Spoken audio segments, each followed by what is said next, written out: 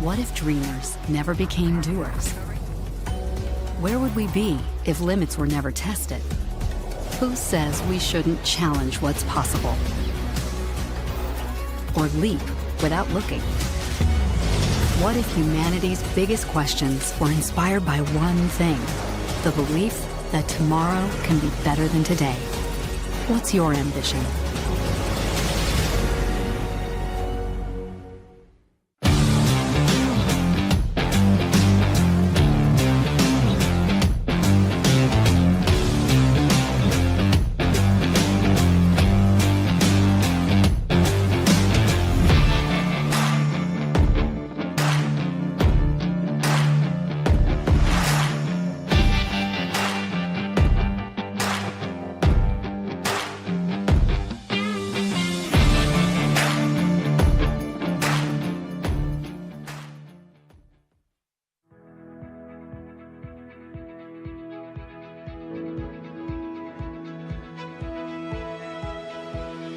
Sunny, special, and satisfying.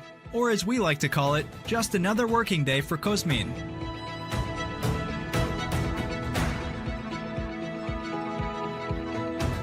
Brimming with the latest mobility technology and a desire for a better quality of life, the place seems to have brought the future and present at the same point in time. In a world that reflects the way people think and work, connected and focused.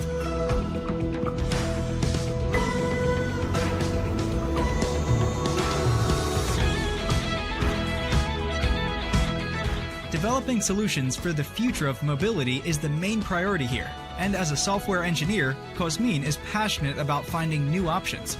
No matter if we are talking about automated, electric, or connected mobility solutions, or about the latest sensor technologies, electric powertrains, or engine control units, software engineers like Cosmin work hand in hand with hardware and reliability engineers to develop safe and inspiring products.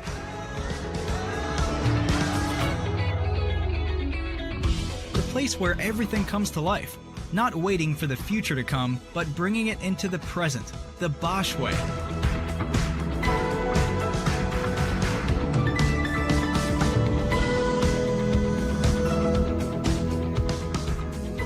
The constant synergies between development and production make it vital to have part of the team located at the Bosch Cluj plant. Because a team is only as valuable as its members, each and every one of them.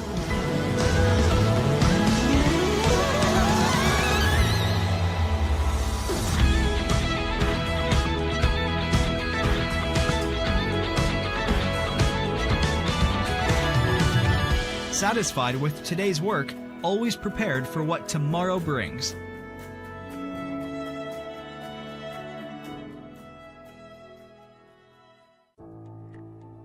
The world is facing bigger and more challenges every day.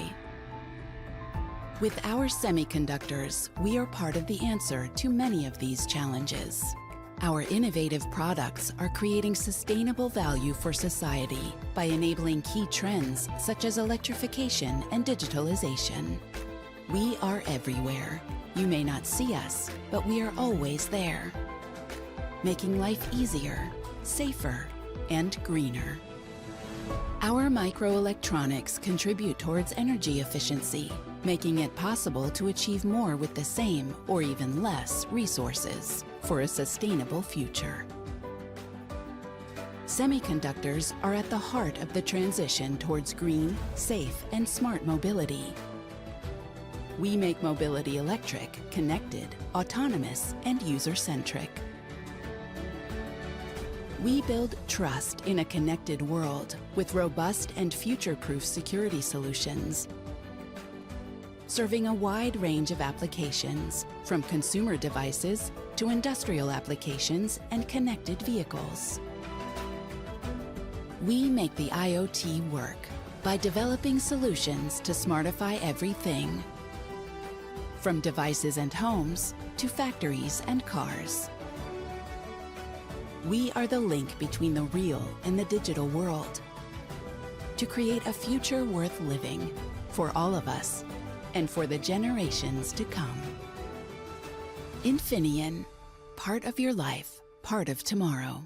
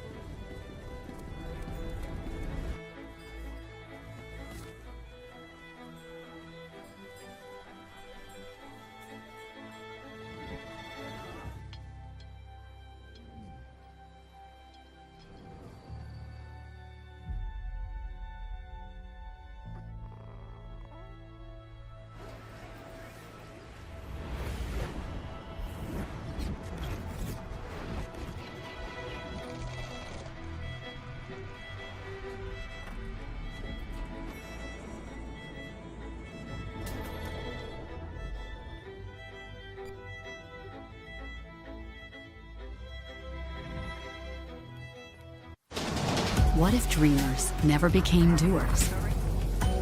Where would we be if limits were never tested? Who says we shouldn't challenge what's possible? Or leap without looking? What if humanity's biggest questions were inspired by one thing? The belief that tomorrow can be better than today. What's your ambition?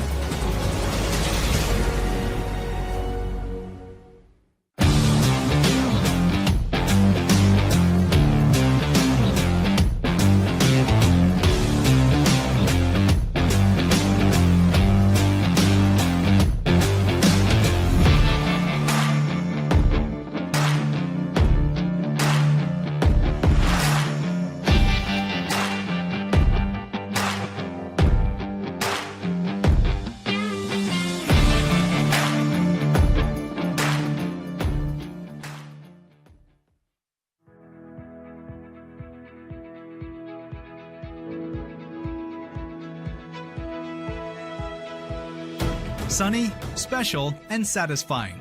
Or as we like to call it, just another working day for Cosmin.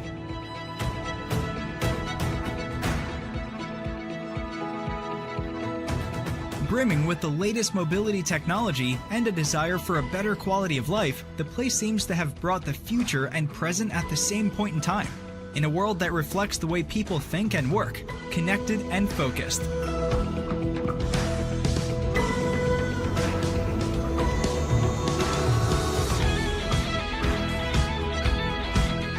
Developing solutions for the future of mobility is the main priority here, and as a software engineer, Cosmin is passionate about finding new options. No matter if we are talking about automated, electric, or connected mobility solutions, or about the latest sensor technologies, electric powertrains, or engine control units, software engineers like Cosmin work hand in hand with hardware and reliability engineers to develop safe and inspiring products.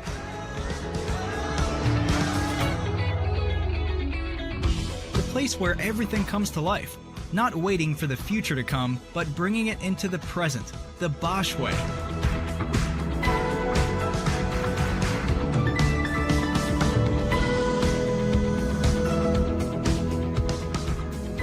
The constant synergies between development and production make it vital to have part of the team located at the Bosch Cluj plant. Because a team is only as valuable as its members, each and every one of them.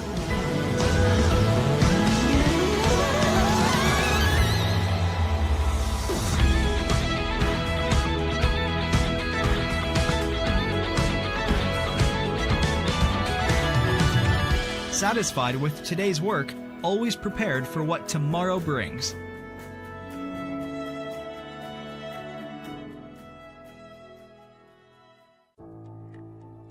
The world is facing bigger and more challenges every day. With our semiconductors, we are part of the answer to many of these challenges. Our innovative products are creating sustainable value for society by enabling key trends such as electrification and digitalization. We are everywhere. You may not see us, but we are always there, making life easier, safer, and greener. Our microelectronics contribute towards energy efficiency, making it possible to achieve more with the same or even less resources for a sustainable future. Semiconductors are at the heart of the transition towards green, safe, and smart mobility. We make mobility electric, connected, autonomous, and user-centric. We build trust in a connected world with robust and future-proof security solutions, serving a wide range of applications, from consumer devices to industrial applications and connected vehicles. We make the IoT work by developing solutions to smartify everything, from devices and homes to factories and cars. We are the link between the real and the digital world to create a future worth living for all of us and for the generations to come. Infineon, part of your life, part of tomorrow.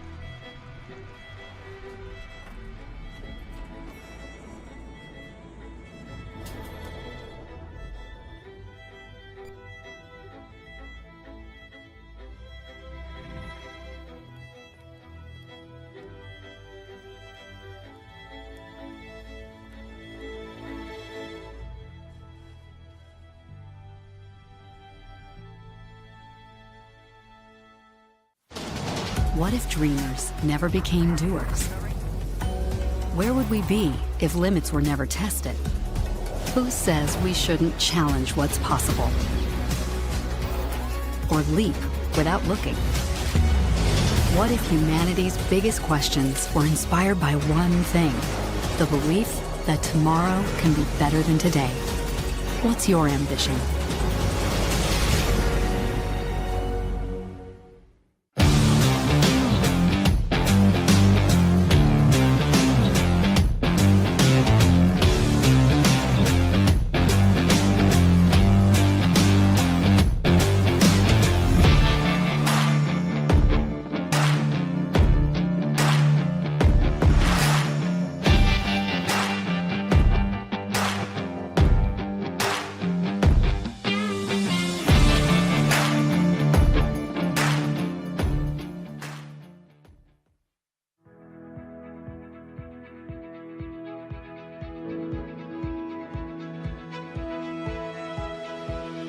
Sunny, special, and satisfying. Or as we like to call it, just another working day for Cosmin.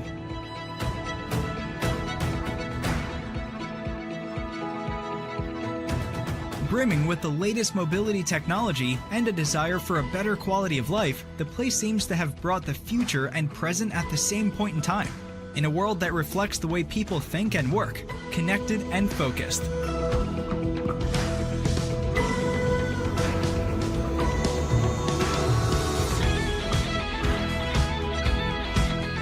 Developing solutions for the future of mobility is the main priority here, and as a software engineer, Cosmin is passionate about finding new options. No matter if we are talking about automated, electric, or connected mobility solutions, or about the latest sensor technologies, electric powertrains, or engine control units, software engineers like Cosmin work hand in hand with hardware and reliability engineers to develop safe and inspiring products.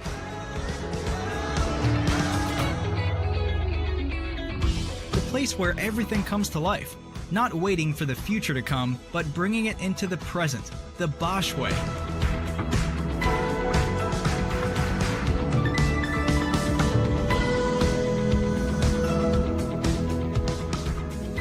The constant synergies between development and production make it vital to have part of the team located at the Bosch Cluj plant. Because a team is only as valuable as its members, each and every one of them.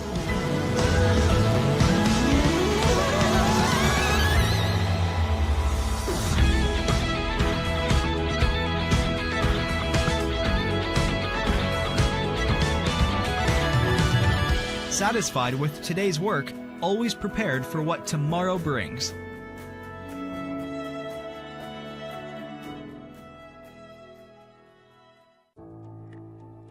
The world is facing bigger and more challenges every day.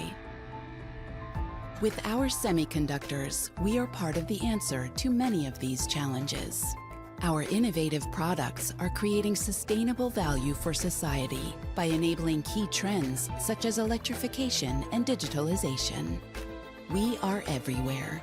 You may not see us, but we are always there, making life easier, safer, and greener. Our microelectronics contribute towards energy efficiency, making it possible to achieve more with the same or even less resources for a sustainable future. Semiconductors are at the heart of the transition towards green, safe, and smart mobility. We make mobility electric, connected, autonomous, and user-centric. We build trust in a connected world with robust and future-proof security solutions, serving a wide range of applications, from consumer devices to industrial applications and connected vehicles. We make the IoT work by developing solutions to smartify everything, from devices and homes to factories and cars. We are the link between the real and the digital world to create a future worth living for all of us and for the generations to come. Infineon, part of your life, part of tomorrow.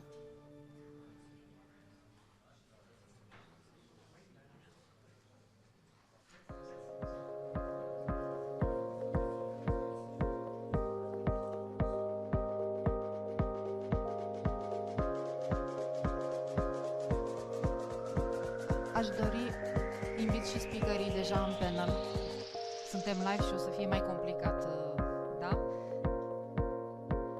Cristian, Bernard Brisfeld, Günther.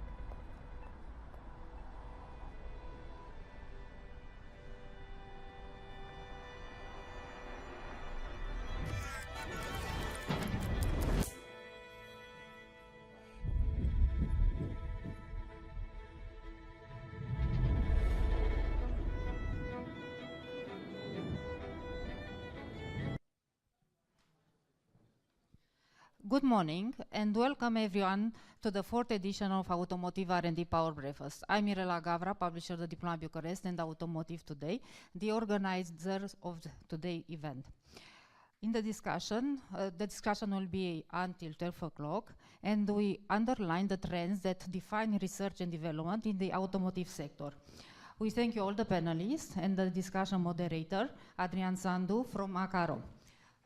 Before of this, I want to thank you to all our partners, Diamond Partner Wipro, Strategic Partner ACAROM, Platinum Partners NXP Semiconductors and Bosch Romania, Gold Partners Infineon, Claroin, PricewaterhouseCoopers. Partners Continental, Lovering and Partners Business Consultants. Supporting institution Invest Romania, BRCC, Romanian German Chamber of Commerce. Media partners, Sustainability Today, Outsourcing Today, Financial Intelligence, Economistul, România Durabilă, Club Economic, and Ziarul Bursa. I want to thank you to all the panelists and to Minister Florin Spătaru, Ministry of Economy, Cristian von Albrisfeld, Head of Country, Continental Romania, Günther Krasser, Vice President and Managing Director, Infineon Technology Romania, Alexandru Mitroi, Senior Advisor Invest Romania, Simona Almanjan, Country Manager NXP Semiconductors Romania, Adrian Dobre, General Manager Claroin, Cristian Nevzoreanu, Communication, CSR and Public Affairs Director Renault Group, Andreea Mitiriță, Partner PricewaterhouseCoopers Romania, Irina Bunaru, Romania Country Lead and General Manager Wipro, and Tobias Metter, Head of Bosch Engineering Cluj Center. Thank you. Adrian, you have the floor. Thank you, Mirela. So, after 1 year, we're here again for a R&D Automotive Breakfast. We have a huge panel. I say a huge panel, but I think it's the top one panel we ever had at the Automotive Breakfast.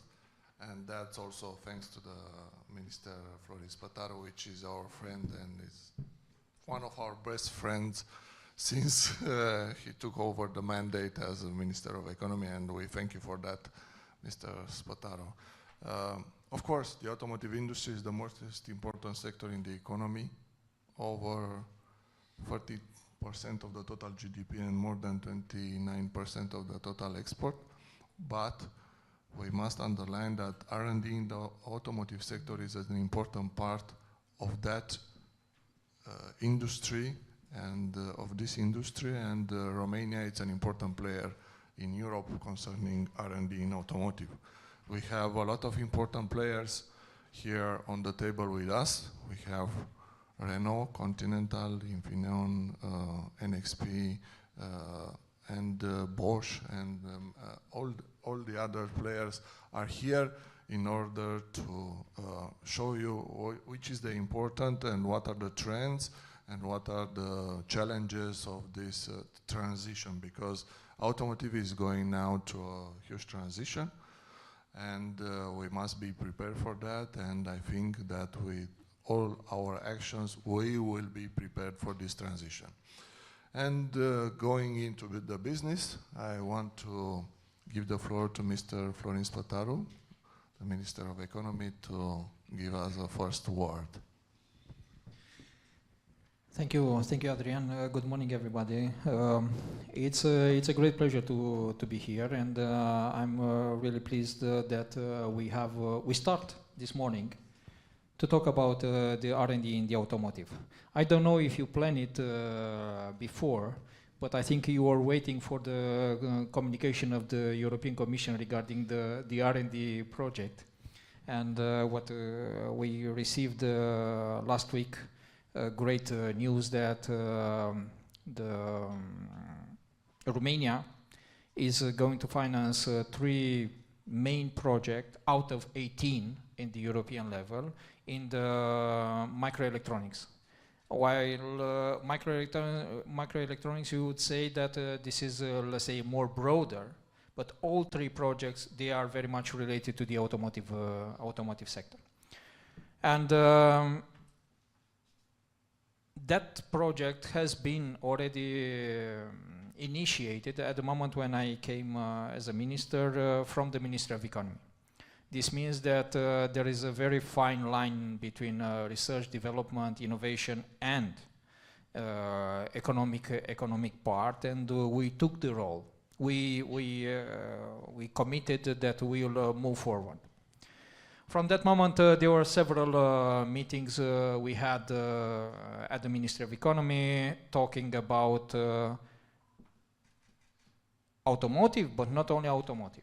The whole supply chain, how we are going to support that, how we are going to make sure that the automotive sector is moving on. Because as you said, it's a very, it's a sensitive part in the whole GDP of the country. I visited some of you, and we have been in Cluj, we have been in Sibiu, we met most of the players, we have been also in Pitești, and one thing I understood, that Romania should have proper attention, and the Ministry of Economy should have proper attention to this sector. Why? Because there were a lot of challenges, and there are a lot of challenges. Apart from the supply chain disruption, apart from the difficulties you had, there are a lot of changes for the future. A lot of changes which are related to new criteria. Euro 7 is one of them. We were actively put your voice in motion in when we were talking with the European Commission, but there are a lot of changes also related to mobility. A lot of automation, more digital part, digital content in the automotive, but also the e-mobility. How Romania is prepared for that? How can we make sure that the automotive sector will continue to be a pillar, a strong pillar in the Romanian economy? Of course, by attracting companies, by supporting companies to continue, but also developing the R&D. For this reason, for me, it was very clear that I'm going to support 2 sectors. One is the semiconductors and all this electrical part of the automotive, and the second one, the batteries. And for the batteries, we have took over in a way. We took over the, let's say, the project for developing factories, but also innovation centers in the batteries. We are preparing, we are in the final stage of preparing a state aid scheme for companies who are going to produce battery cells for the batteries for the automotive sectors. So it will be a local supplier who is going to, there will be local suppliers who are going to build here, but also involve universities in all the research and in all the research studies. For the semiconductors, one project, it was what I have mentioned, this IPCEI, and the second part was to attract IMEC in Romania and to develop a technological center. And this, in cooperation with the Technical University of Bucharest, we are going to create a hub using the knowledge of IMEC, which is the largest research center for the semiconductors, but also further developing the ecosystem in order to make sure that you will have the capability here in Romania. I have been also included, and we were talking about a testing range, which will help you who are involved in the research and development, will help you to test all the sensors, all the new ideas let's say in a proper testing range. And we will continue that because I know that will not be any sustainable development of the production entities without this part, innovation, research, development. And the cooperation we are having with the Ministry of Research and the Ministry of Digitalization is very good, and we understood each other that we have to work together. And for this reason, I'm also waiting for this kind of events, new ideas, new proposals, because then we can move on with that and we can put it in the public policies, get the proper funding, because that is also important, not only paperwork, but also funding for that, and make sure that you will have a strong support in the Romanian government in order to create Romania as an important hub for the automotive industry, for creating the whole value chain of European single market. Thank you. Thank you, Mr. Minister. A lot of good news, and you underlined again your support, and we thank you for that. We felt your support also during the economic crisis and the energy crisis. So we have a lot of meetings and we did a lot of things. I'm going now to Alex Mitroi, which is Senior Advisor at Invest Romania. A lot of investment came to Romania. What is the trend in 2023, and how we can, what are the perspectives in order to attract new investment? Already Mr. Spataro mentioned about batteries and battery cells. Good morning. Yes, indeed, in 2023, there will be some continued positive trends related to investment promotion. Last year, as you probably all know, there was a figure of about close to 11 billion euro in FDI. For the first quarter, the National Bank of Romania indicated a value of 2.6 billion. So this is in line relatively to what happened last year as well. So the trend, according to the numbers, is expected to continue. However, some of the projects we have in manufacturing that we have discussed last year, we've seen some delays for whatever reasons. We've seen this trend to happen, but still the numbers look okay. Still investors are looking a lot for everything that's related to stability, economic stability, political stability is very important. Monetary stability, it's also very important, and we're getting this kind of questions, so it's an important factor when investors are making the decisions still.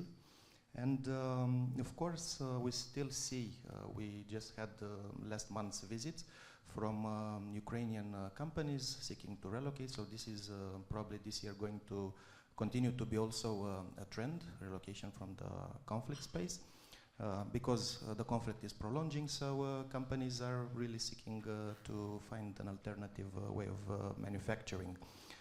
Also, since last year there were these tensions with the conflict in Taiwan, we've seen more and more companies from Southeast Asia looking at Romania also to relocate some of their production. So it's more like China plus one or China plus two, or like maintaining the main manufacturing base in China, but seeking to have diversification in other regions. Central and Eastern Europe, North America. So this would be overall, let's say, the investment landscape during this year. Thank you. You spoke about investment coming from Romania, but we need also fiscal facilities, and I will ask Andreea Mitiriță, which is partner from PwC Romania, which is the landscape of fiscal facilities for R&D activities, especially in the automotive. Thank you. Good morning, everybody. Yeah, indeed, we have in Romania these tax incentives for many years now, but throughout the years the legislation improved, because at the beginning it was unclear how to apply it. Companies were reluctant of how the tax authorities would check these incentives and the deduction that they obtain. And just in brief, there are incentives at the level of the company, like there is an additional deduction of 50% of the expenses that a company does in an R&D project, which can lead to a saving of around 8% of these amounts from the taxable profit. But also there can be incentives at the level of the individuals that are working and are involved in such projects. So it's a twofold benefit. In the automotive industry, we've seen companies that have set research and development departments and units here in Romania, and they are applying successfully such incentives. But I think that the breakthrough of this year, when the legislation improved even better and gives more certainty to the companies in applying this, because now there is an expert register with the Ministry of Innovation, which can confirm the activities that the company do, thus giving more trust in applying the incentive, both for the tax authorities and the taxpayers. Thank you, Andreea. We found out about investment trend, found out about fiscal facilities. I will now move to a topic that Mr. Spătaru mentioned, testing range. We started some testing range in Cluj. We have a project for that, but we are also talking about living labs, real condition testing facilities, and I know Continental has some targets for this. Can you explain more, Christian? So, yes, currently what we see as a tendency is clearly that we just have certain megatrends in the automotive industry, which gets to more and more complex systems. We don't test anymore a separate system, a separate component, but we are going to autonomous driving cars, to connected cars, and there things appear in the when driving in the real life, which very often you don't anticipate before and you don't test very clearly. So what we see then is that many countries start to just offer the possibility to drive with, of course, test driver with your prototypes on public roads. So we have whatever in Germany on the highway between München and Nuremberg, a part where you can do it. We have some smaller towns which just make some quarters available for these topics. And I think this is a very crucial topic and a very crucial criteria for getting more R&D portions to Romania if our legislations allow this and we just do this. For example, what we are thinking of is autonomous driving on highways, also in the direction of crossing borders. This is also now a topic where with certain companies from the phone industry, we are thinking how to do this, crossing this part. A major topic in future will be that we don't find anymore the drivers driving the trucks. We need to just become also more efficient in all the topics. So mainly increase automation, introduce automatic driving cars, trucks and other vehicles. And this, of course, for safety reason, needs to be tested in real life before going to the streets. For example, Continental just brought a small people mover, we call it, just a small bus with places of 6 to 8 people. And in some towns in Germany, you can just find these buses just driving without any driver. It has even not a steering wheel, has no brakes, so there is somebody just on the monitor looking to this. When I just wanted to just make a showcase in Timișoara on the main square, we had to just make big guards around that nobody enters. So the Romanian legislation did even not allow us being there directly nearby and can stop it immediately to do this. So I think here this is a topic where we need to look to get better in the way of legislation. Thank you, Christian. We are also having a working group at the level of Ministry of Transport working for this testing range facilities and the change of legislation together also with the Minister of Administration and Interiors. And one part of that working group is also Bosch. And Bosch has some R&D facilities in R&D center in Cluj. So Tobias, could you give us more details about your activities? Yeah, well, there are several perspectives of this activity, but I would like to start with an example. You all know that now Mercedes with the EQS got approval in California to drive level 3, so automized but still having a driver there. And that's a starting point. You can also buy an EQS here in Romania, but the legislation is not yet on this level that this might be possible. So the technology is there and available. And this step needs also the support in this regards.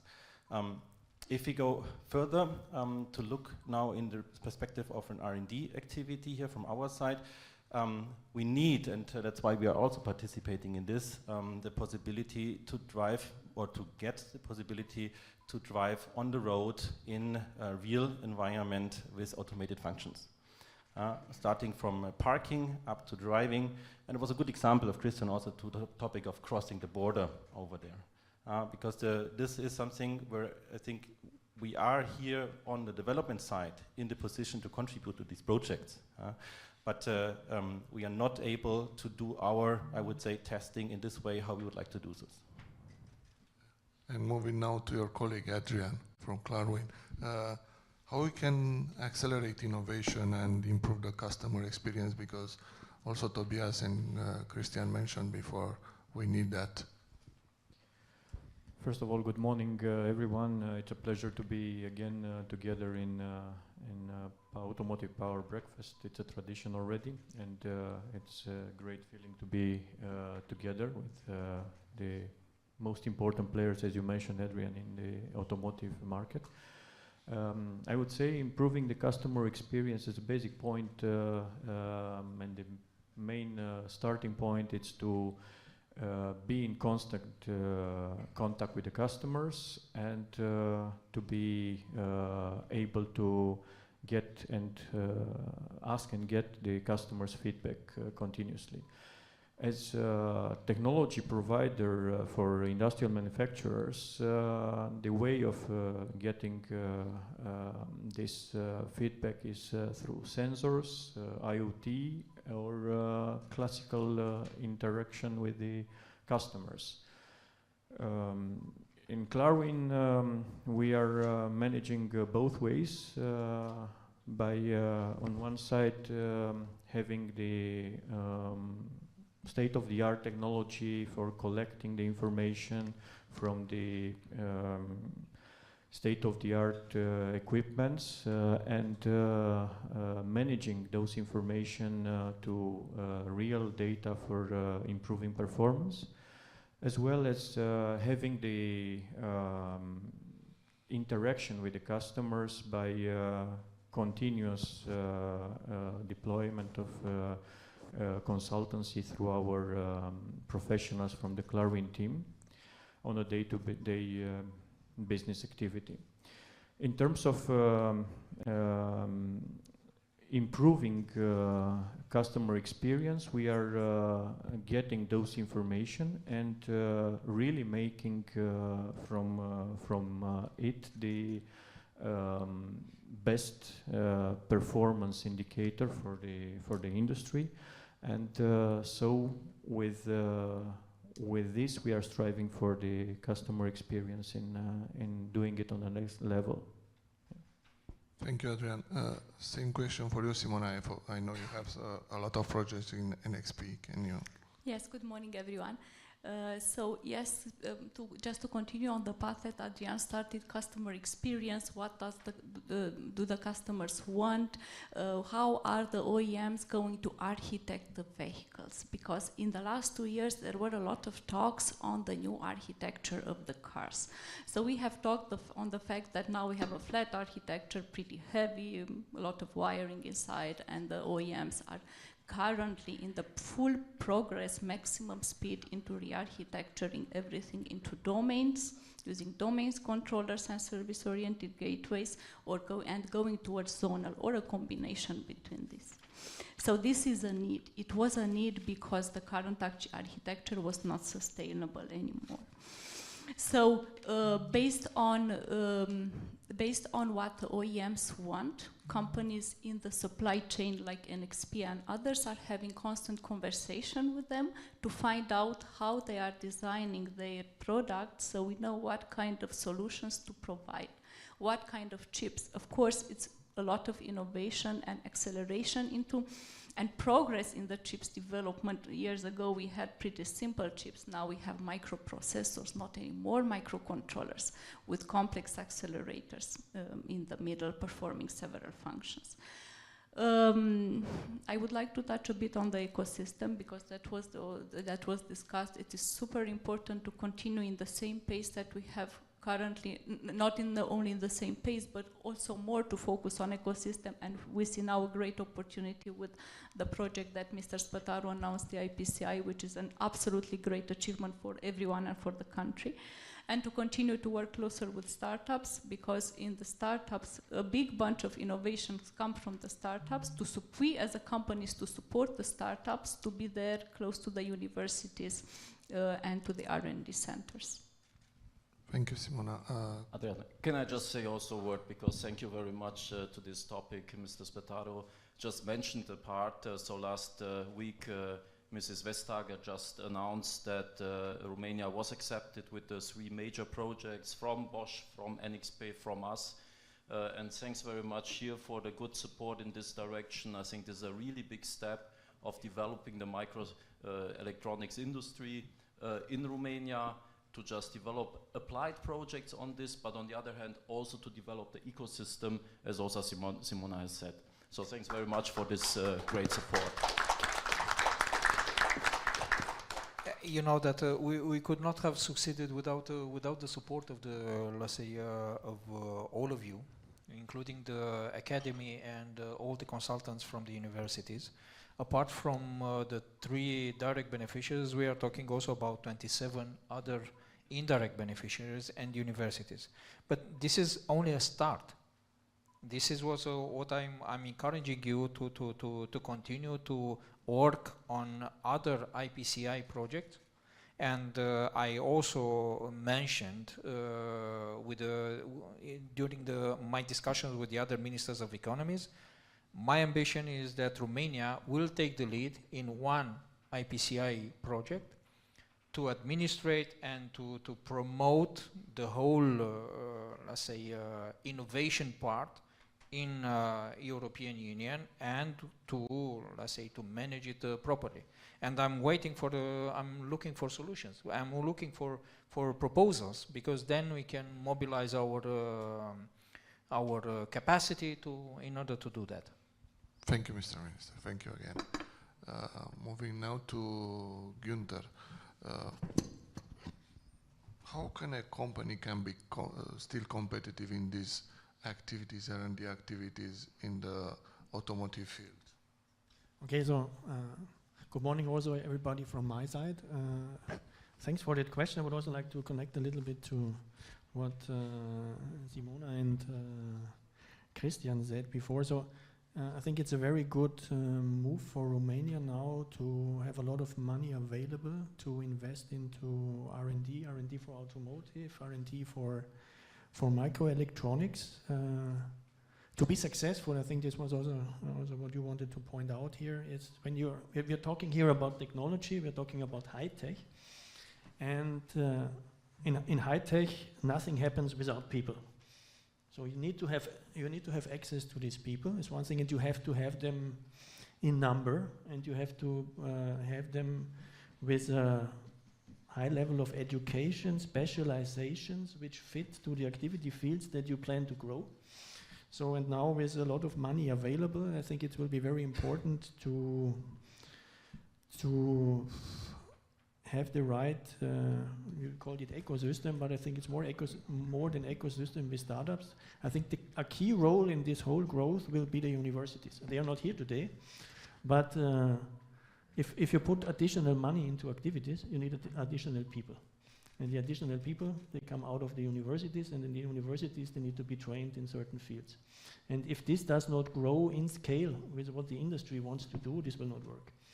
And here it's very important that the money which is directed into this then really reaches these teams in the universities which really train these skills, these specializations, that finally you will have the engineers available to make all this happen. Without that, it's maybe just a little bit of redirecting available resources to certain fields, which then may others have to suffer on. Because it's also about stability in the teams, I would have to say. So the teams we are already having, we also need to keep them stable and grow beyond them. It's a lot of things which go into this. Okay, on one hand, we are, let's say, sometimes my colleagues call it corporate bubble. Everything is fine. But it's also very important to have an attractive environment for all these highly trained people to stay in Romania. I also have to point this out, because Romania will not be able to afford to lose too many more people, intelligent, highly trained people. If Romania now really wants to make this next step, a lot of money available, but you also need to have the people in the country. And it's not only this corporate bubble that, let's say, Bosch creates, Conti creates, we create, you create. It's also what the people in their daily life see outside, and how happy they are with that. The more educated they are, the higher level they are, the more their expectations. So this is also a matter of fact. And the other thing is now university, getting the people there. It's about STEM. I think we should also not forget, we should even need to go back to that. So to make sure that enough students even go into the STEM direction. I think there's a lot of work to be done on high school level to direct them to enter the universities and the right faculties. Because there is this demographic challenge. Also Romania is facing this demographic challenge. And the other thing is surely, let's say, stability in terms of economic environment, taxes. No surprising tax changes, I would say. There's always a little bit. So for sure, tax systems evolve. It's fair, tax fairness is important. But changes shouldn't come as a surprise, I think, because this then really highly irritates companies in their invest decisions. So these were just a few aspects I would have liked to bring in. Yeah, we will detail it after. And coming back to Irina now, because in its country general manager in OEPRO, how you are dealing with this transformation, with these challenges? I have with me the team from R&D, and we are small in Romania, in the sense of we are researching in terms of body control and also power range. area, and it's more software than hardware. I think we have a bigger presence in terms of having a factory, a manufacturer, and we are practically manufacturing automated parking components. And I think not a lot of people know that we are the second largest provider in Europe, and we are investing now to bring even more manufacturing plants in Romania, and not only, but in Eastern Europe in general, given the crisis and given the hiccups that we just went through. We decided to bring things closer to Europe as we grow here. Now, specific to Romania, Romania is our #1 target in Europe, and we plan to grow here.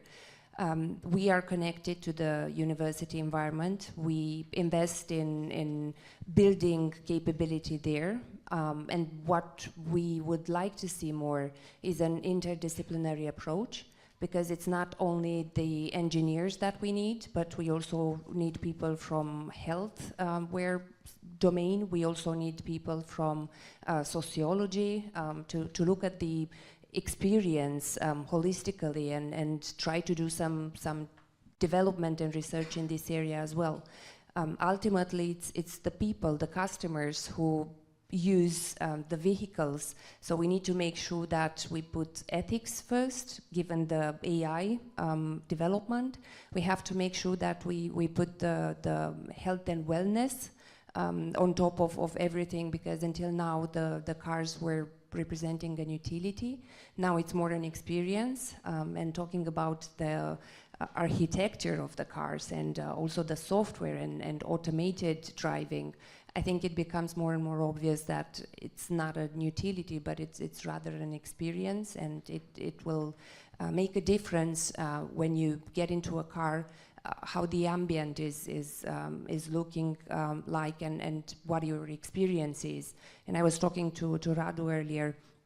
We do a lot of progress in that area, because we have some contracts in the power body control area, and that's pretty interesting, because we practically need to learn a lot from the psychology domain, from the medical domain, and look into how we apply this interdisciplinary research.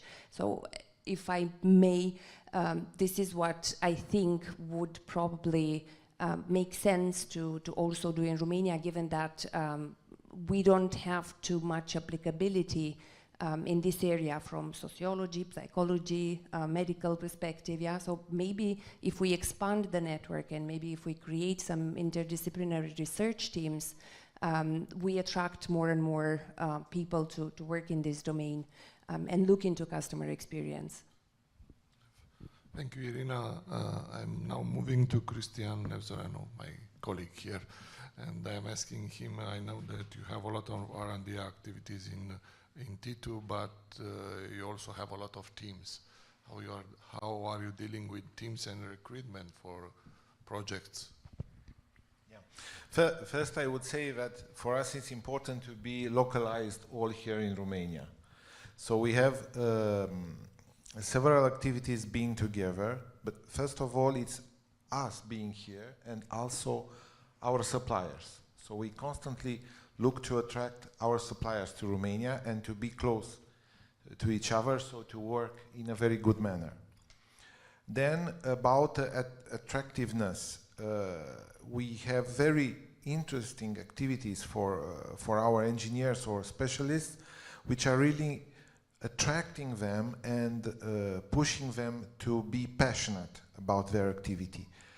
First of all, we have a styling center, Centrul de Design, okay, where we draw the shape of a car.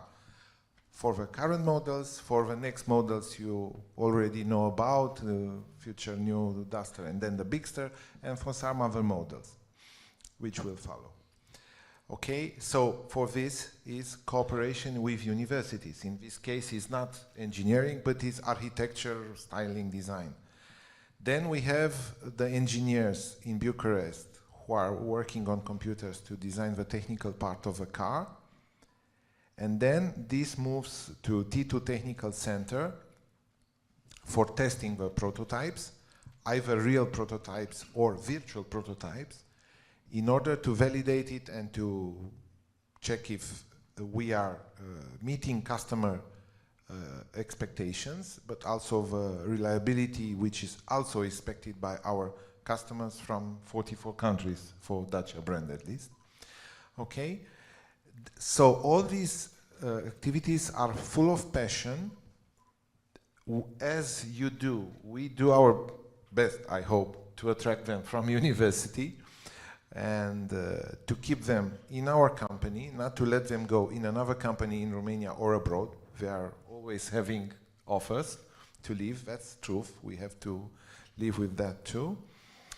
And about T2, yes, it's true that we accessed a lot of funding, both state aid and European funding for R&D projects. And this enabled us to have state-of-art technology inside, same as in France or in another country. And this is very motivating for our people. And this is one of the levers, maybe, to keep them here. They are proud because tests are doing, how to say, in common with teams from other countries, using same software, same hardware, and this is giving them a top level of activity. So the best part is that they are doing this for us today in Romania, but also, as I said, it's a danger because they are so skilled that they can leave at any moment, and we have in the past very painful experiences with them being headhunted in Romania by automotive companies who came here just to take them out. Okay. I will not say the name in public, but we can discuss about such an experience during the coffee break. So, people is our most important asset, both for styling, engineering, testing, and also for production. And everything at the final end, it's about meeting customer expectations. For Dacia, is about staying in our, how to say, product and price range, because for Dacia we need to be best value for money, but also cool, outdoor, and how to say, caring for the environment, but not at any price. The easiest way for us would be to say, okay, we put a lot of new things into a Dacia. It will be not a Dacia, will be a Renault or something else, but first of all will be more expensive, much more expensive. So, with the current strategy, we are constantly each month on the podium in the whole Europe, sales to private customers, meaning people who are taking the money out of their pocket to buy the car. So this is the current strategy and it works very well. So, for the future, we want to keep this strategy, to be very careful not to increase with no real reason or argument the price of the cars, but just going to attack better with a lot of force C segment. Our cars, depending on size mostly, are called B segment. We will move to the upper segment, C segment, which is the most important in Europe. Okay, up to now we were in B segment, which means 5 million cars in Europe. We will move to C segment, which is 13. So our ambition at the end of this decade will be to be over 1 million cars sold per year. This is the, how to say, most impressive and argumented number I can give you today. To be over 1 million cars sold per year, mostly in C segment. And the Bigster, the prototype you've seen in the media, it's only the first lever to do that. And to do that, it's very important to have the people I talked about, but also to have the support of the authorities. Because if our work and our money is spent just to be compliant with European rules, maybe we are not doing the right thing. And here I have a very special thank you word to the Minister Spataru, because they assumed in Economy Minister to drive a technical topic, which is Euro 7, because Economy Minister is the one who is driving strategy for industry and for economics, and not a different minister. So thank you for assuming that, and thank you for what you did and the results you brought back home to Romania, which are supporting all of us to go in the right direction and not be only focused on a very complex and unexpected Euro 7, and also what will happen with Fit for 55. Thank you. Thank you, Christian. I would like to answer to some questions, because let's say there were some challenges we have put on the table, and I think it's important that that we are going to discuss that. So first of all, you were talking about transparency, predictability, and sustainability, and which is, there are the three words which I heard many times during my my 1.5 year mandate from 2021. And you're right.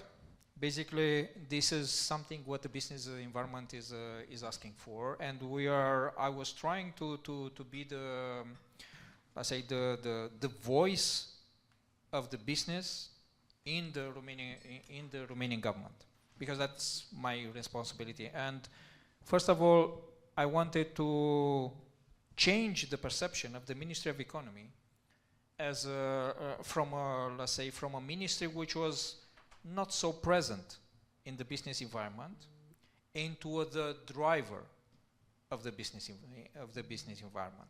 And I think one of the things which I succeeded to get, and I will continue to let's say, to support, is the continuous communication between the business environment and the Ministry of Economy.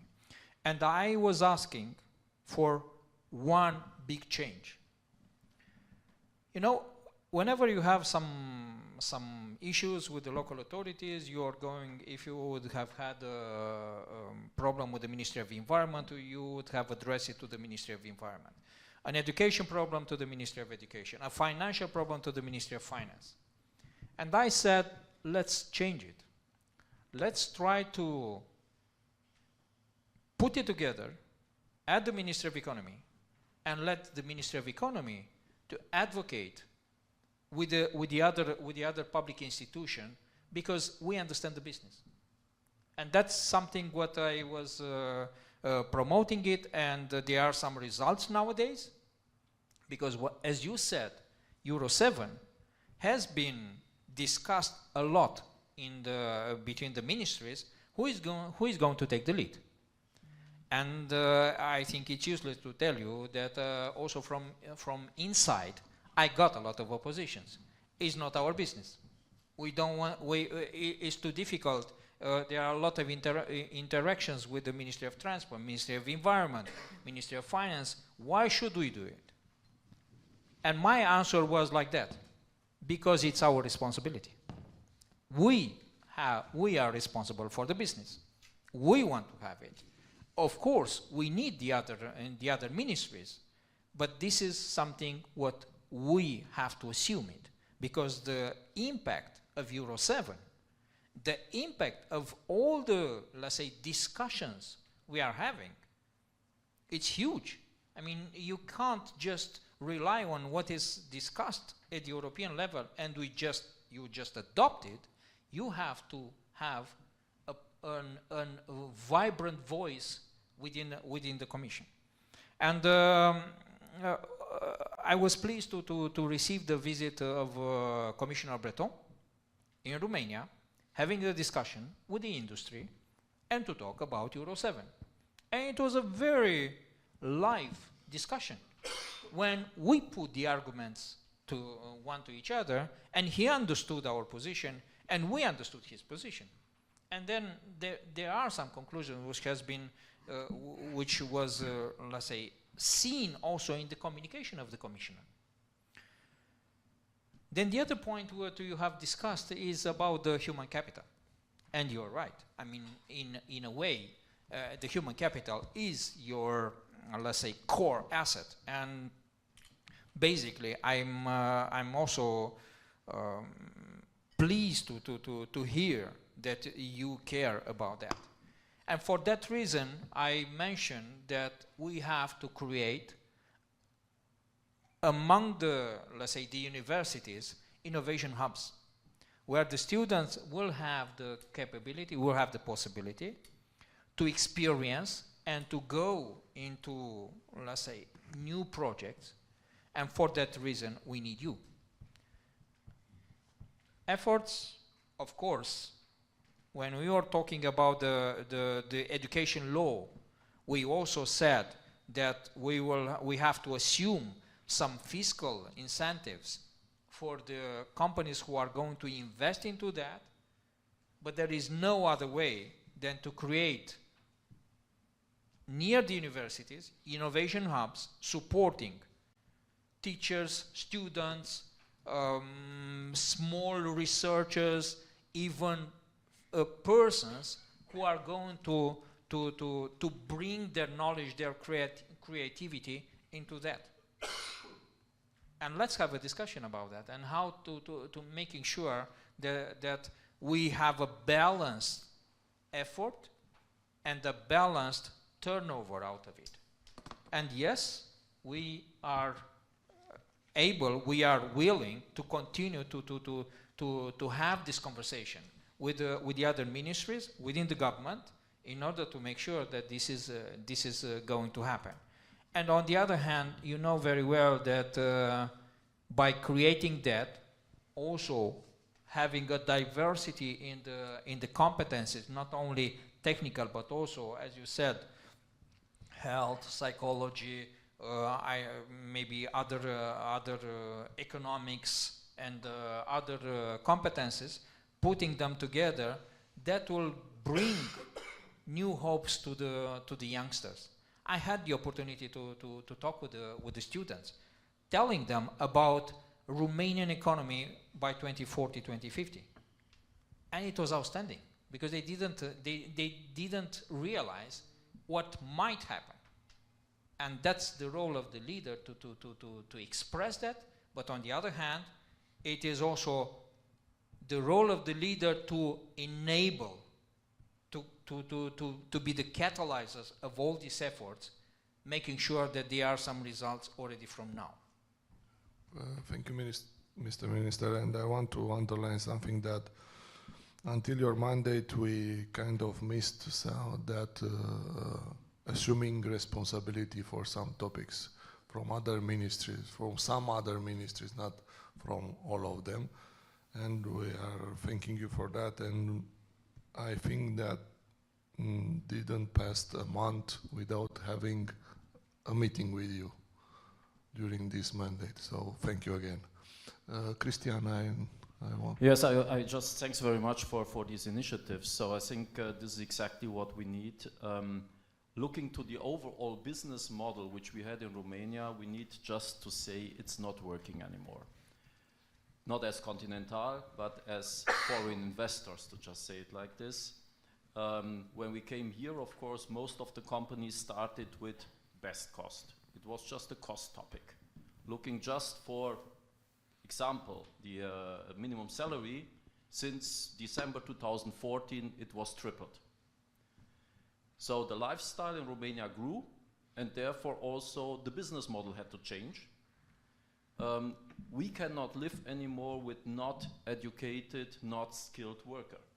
So finally we have on the one hand what we discussed already, R&D.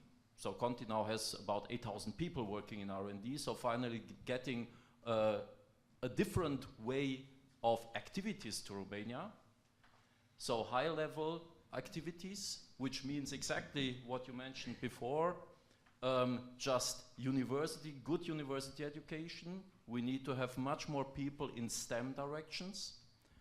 For example, only to the connection. So we initiated at different universities now master courses in artificial intelligence, Internet of Things, cybersecurity, Because all these things, big data management, because all these things are coming to our industry and we need it. We have about 80 people of our company teaching at universities.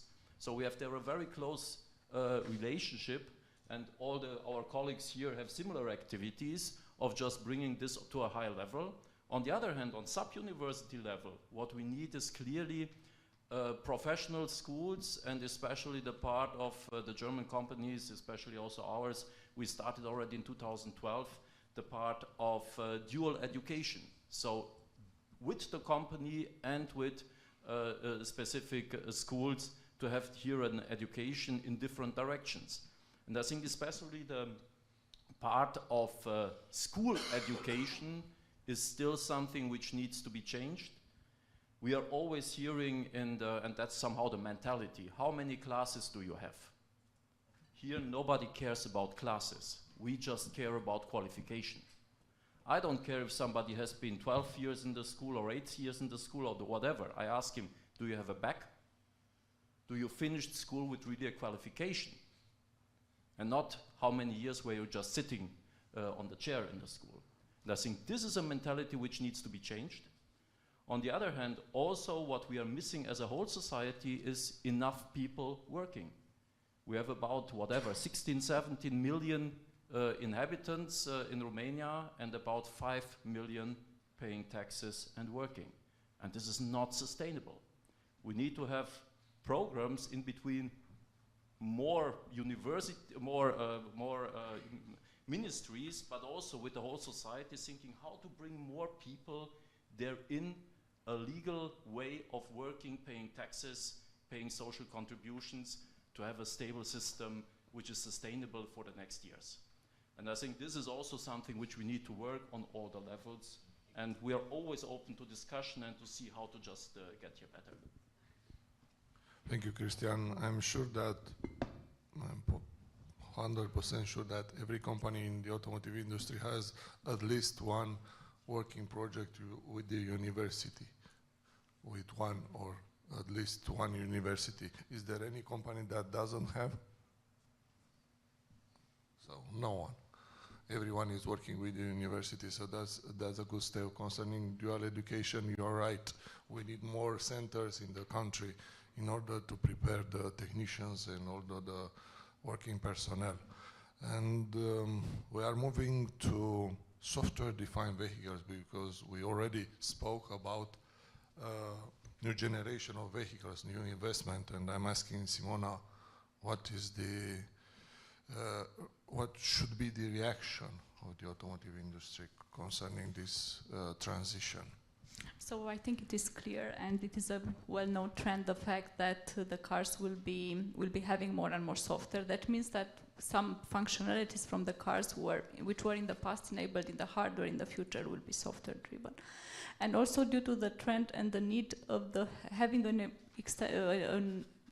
extended user experience, a better user experience, there is a need for some features which could be customized in the cars, features on the dashboards, on the cockpit, or not necessarily also could be on the safety and security side, on the other domains. But the idea is that this will be enabled in the software. So it's an exponential growth in the software. And speaking of the needs, the challenge is clear to everyone, but it's not only on the software side, on the resources.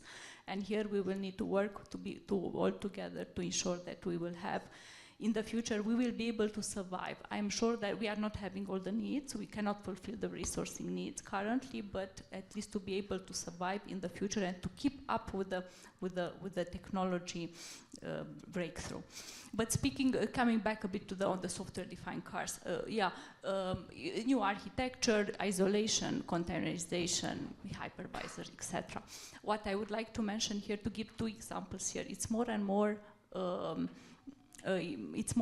going into having open source frameworks. Open source frameworks meaning that complete software stacks which are available from several consortium, and you as a company are able to pick components, pick up components and create your reference architecture. So here I'm talking, there are consortium like consortium open source organization like SWAFI, Eclipse and others. So this is one trend. Another one, I think Christian mentioned today something about virtual models. And this is, I would like to develop a bit more on it. So it's a software in the end, yes, because it's, so currently in the old cars, if there were full of boxes, okay, box and ECU. In the future, or we are currently talking about virtual ECUs. So that means software driven. Those virtual ECUs, or the equivalent in the semiconductor world, the equivalent of the ECU is the virtual prototype model of the hardware, of the chip. Well, the trend in the software-defined vehicles, and one important piece of the characteristic of the SDVs is the fact that the development will be done in cloud. And this is where I want to touch. It's not only the fact due to, we know why, because we expect that the cars will be updated like the mobile phones. So via over-the-air updates, and what do we need for that? We need, in general, a service-oriented gateway, for example, that uploads the code into the cloud on a defined basis.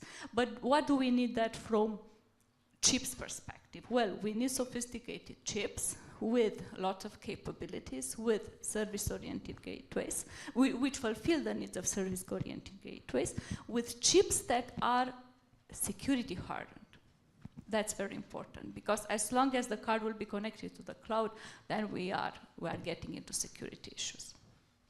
Thank you, Simona. Tobias, kind of the same question, and also opportunities in this field, in this transition, there are any? Yeah, as the whole transformation is going, as you know, in direction of electrification, automation of the cars, so we have then the other trend that we are going to have less ECUs, so less central compute units in the car in the future. Today we have somehow up to 100 ECUs inside. In future will be more and more centralized.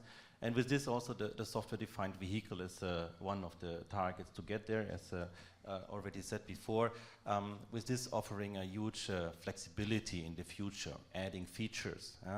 As I just brought the example before of the first car with level 3 release there, you can switch it on or off, and these features you will get. You will also be able to extend the lifetime there with having more features, as well as up-to-date software in the future, because this flash over-the-air activity is somehow part of all activities what we do, especially also what we do here in Romania. The second link then is coming with the connectability. We have heard about cloud, and this is exactly the fact which is getting more and more attractive and important. Gathering data is the target what everybody is doing right now. Everybody of us is spending data, I would say, already right now. But what to do with this? And this is exactly the topic which we will experience the next, I would say, 5 to 10 years. What kind of possibilities which will come up with this kind of data, what you can get out of the cars, out of your personal lifestyle, which we at the moment will not dream of. And this is what we as Bosch especially are also trying to further transform our whole organization to a mobility software company. In this regard, we have meanwhile more than 44,000 software engineers, and out of this 38,000 are working in the automotive industry. We are not yet as large as Conti here in Romania, but we will double our activities within the next years for sure as well. And with this, having the whole transition already somehow passed here inside Romania in a software-driven company as well, supporting the whole drive and powertrain transition process to the electrification and to the connectability to the cloud. Yeah, that's one of the main challenges in our company, leading also to this way that we see a much more intercollaboration between our separate entities within the Bosch corporation itself, as the new way of working, the new way of, I would say, putting business into place. We just heard from NXP side about this kind of capabilities of the SOCs, but the question is, do we link it only to one SOC? or do we use the beauty of different suppliers offering different SoC capabilities? So the multi-SoC approach, to be flexible, what kind of central compute power you use in future, that's somehow, from my point of view, as well as a business changer in the sense of to being competitive as an automotive production designer of the future architecture of a car. Thank you, Tobias. Due to the fact that Mr. Minister, we have to leave in some minutes, I will ask him a final question. I know you are preparing some state aid schemes or financing programs for the industry. Can you give us 2 or 3 examples? Yeah, we want to change. We want to change the approach. You know, most of the time, Romania was developing, at least in the industrial part, some generic state aid incentives. While I mean HG 807, where the automotive industry was benefiting a lot of it, and we also made the 959 for the processing industry. I'm proposing to change the approach and to go on a sectorial level. What does this mean? This means that we would like to tackle some activities, some areas where Romania is having a trade deficit and where Romania would like to develop. And for that reason, I mentioned the battery state aid scheme, 600 million euros. I'm proposing to get the fund from the European funds. As you know, in the resilience plan, it used to be a state aid scheme for the batteries, but that was not really viable because there were very few projects which applied, and the discussion nowadays is that that scheme to be closed and to be transferred to the Ministry of Economy. We want to develop, to launch a program, industrialization by licensing. What does this mean? Buying a license, producing in Romania, Romanian products under the license. And then the state is going to support the acquisition of the license and the supporting the innovation part. So to be part of that, because you need to always go for updating. And of course, in a more practical way, talking about the people and how can you retain the people, we also said that we will support companies, large companies, to offer accommodation and cover part of the expenses for apartments or let's say studios, which will be built near the premises of the companies, but the state will support 10,000 euros or 20,000 euros, depend on the type of the accommodation, and then it will be, let's say, a benefit in nature, which will be given to the employees, because that would be also, let's say, a more hands-on thing, which we can offer in together with let's say with the other incentives. And of course, if I'm going to think on a larger scale, this kind of accommodation will require construction materials. We will also have a state aid scheme for construction materials. Will involve steel, will involve other materials, cables, and everything. So the value chain is going to benefit at a larger scale from this kind of initiatives. And that's how I'm thinking. Let's say the strategy is not only on cover one point, but on let's say going in a wider range in terms of let's say the multiplying factor in the whole economy. Thank you, Mr. Minister. That's also the point for the automotive industry, because the multiplying factor is 1 to 5. At least 1 to 5 in the whole industry. So we are really appreciating your support Thank you again for your presence here with us today, and we assure you that you will have full cooperation from our side.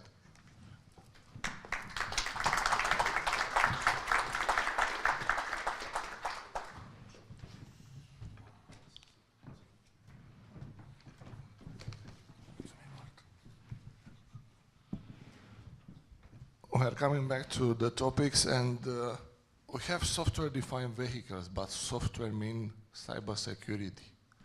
We need a lot of security in the data processing, in the data collecting, because the car will generate a lot of data. And I will ask Adrian Dobre from Clarwin, what is the point of having cybersecurity and how we can protect? Okay, so changing the game, it's always something which gives space for creativity and gives space for opportunities.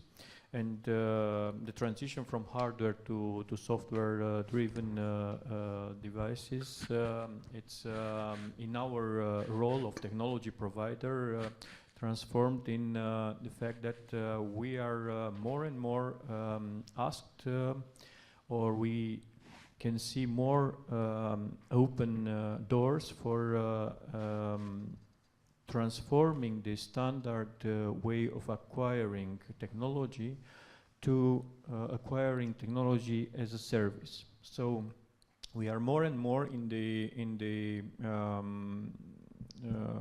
opportunity of providing products as services. This is a requirement from the customers. This is something where we are already in, and we are proud to say that we are leading this in our specific field of technology.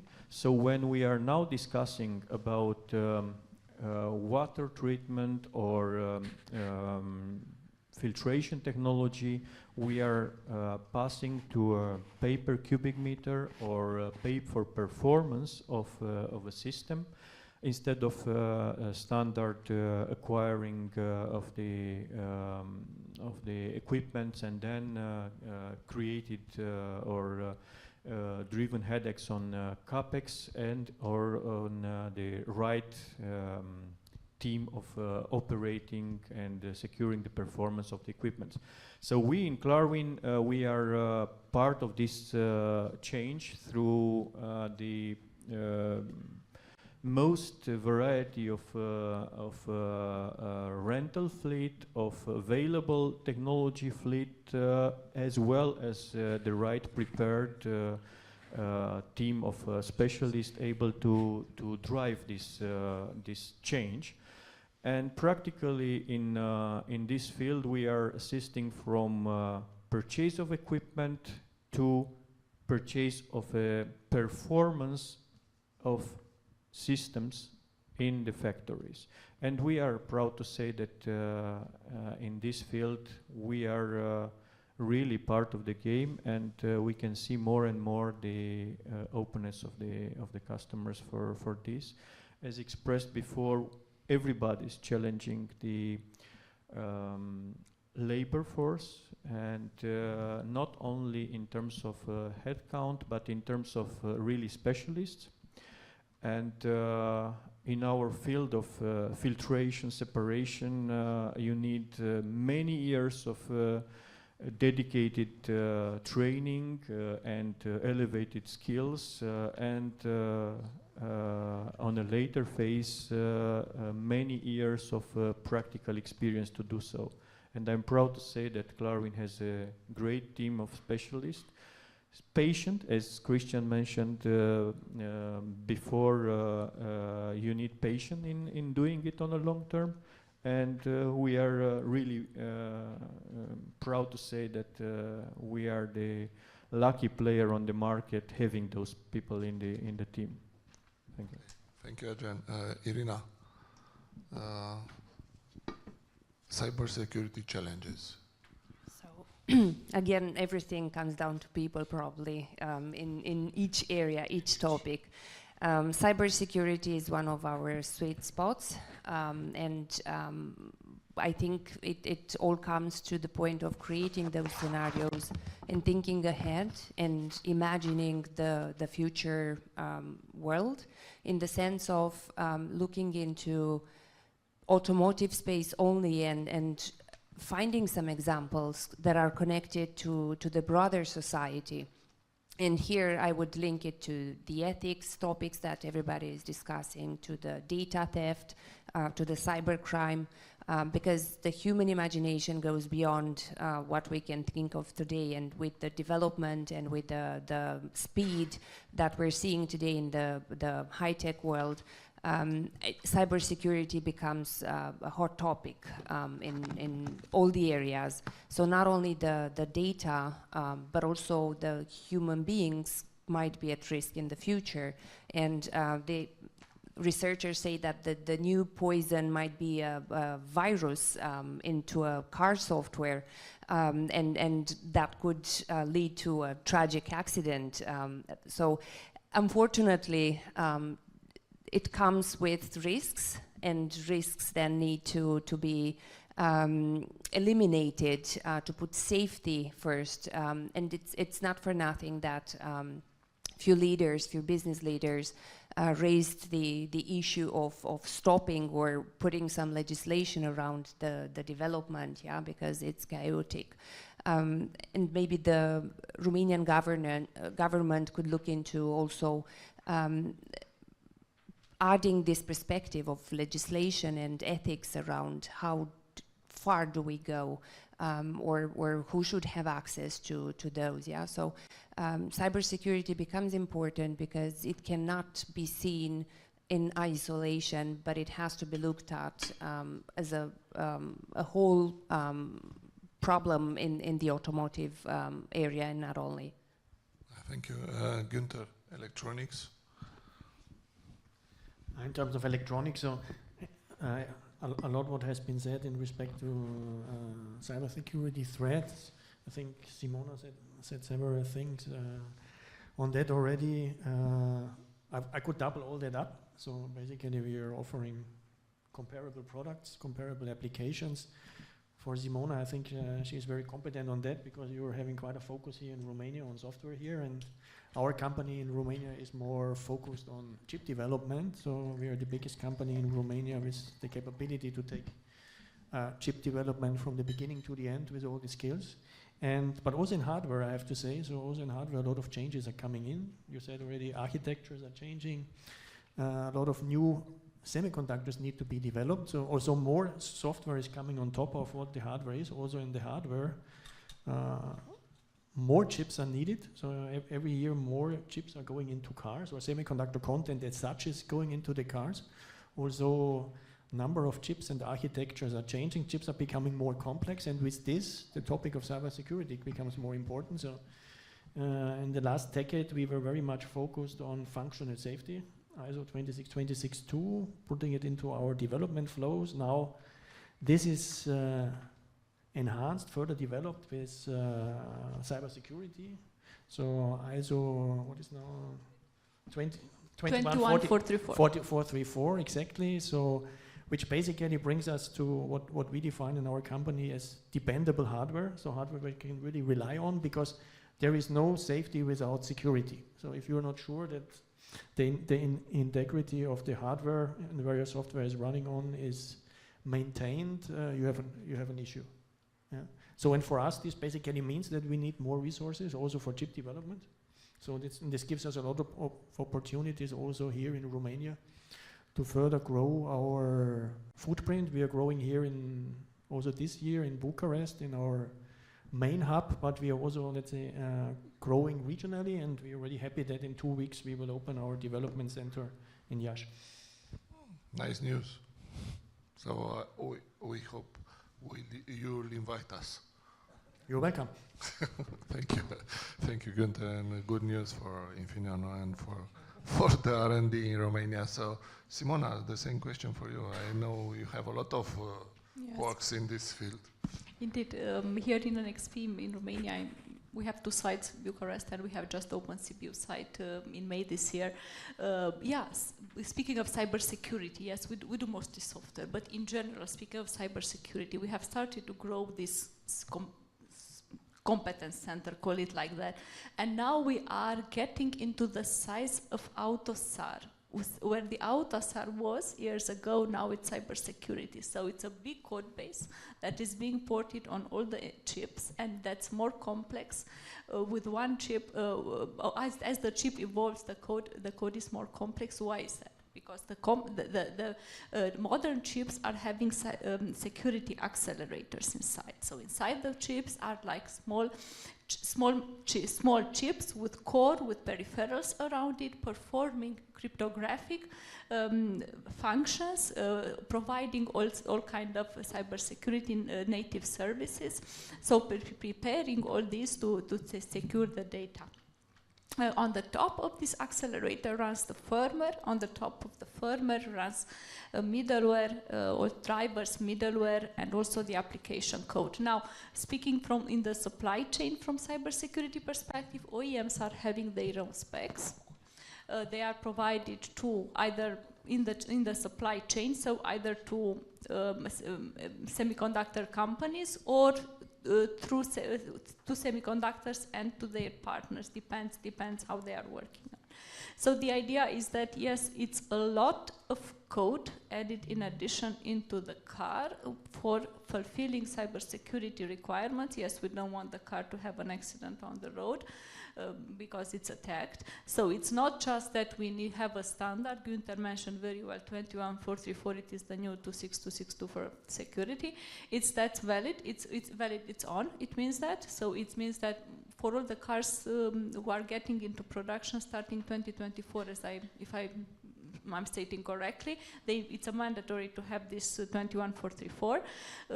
So we continue with it together with the functional safety. Yes, and it's a must. It's not an option. It's our life in the middle. It's a must because there is also a European Data Act that will govern all this transforming and all this data collecting and data processing, and everything will get out of the car and get in the car will be very well, we hope, very well managed in some data centers. Christian, you want to add something? Yes, I think now a lot of topics were said regarding cybersecurity, and I can just only underline these topics. I think the very interesting part here is, of course, we go now to a function-defined vehicle. We go from 100 ECUs to maybe 2, 3, 4 ECUs, which we have there inside. Everything will be connected to the outside. Every update will come overnight. So when I close my car, whatever, every 2 months I get the message, now there is a new topic available. We made a download. Do you want really to update it? Yes. And so this will become more and more, and of course then the next topic will be careful, this just changes your functionality whatever with the new software. If you would like to have it, you need to pay €1 or whatever, so this will come. We all know it, and this means cybersecurity. I think another topic, coming back to the labor market, is I think also a very interesting part. Up to some years ago, car building was metal bending. Then there was a little bit electronic, and now we just really find the very, very attractive topic for every employee to have the chance to just to have the right range from the car until computer, until cybersecurity, artificial intelligence, everything in one topic where they can work on and just show their friend, look, I worked for this topic. This car on the road has code from my side. So bringing now all these topics together, which is newest technology, and this is also one topic Christian mentioned before, doing this out of Romania. So we have, for example, getting to cybersecurity in one of our 5 BAs, which we have in Continental. One cybersecurity expert, the one from one BA is sitting in Timișoara. And these are the topics which we can now attract, getting more and more globally responsible roles for different activities to Romania. So finally, if you want to develop the new cybersecurity topic for a certain thing, you don't need to go to Silicon Valley, because we have the job here.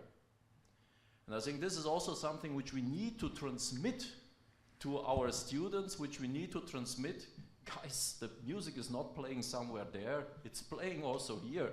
And in some areas it's playing more here than somewhere else.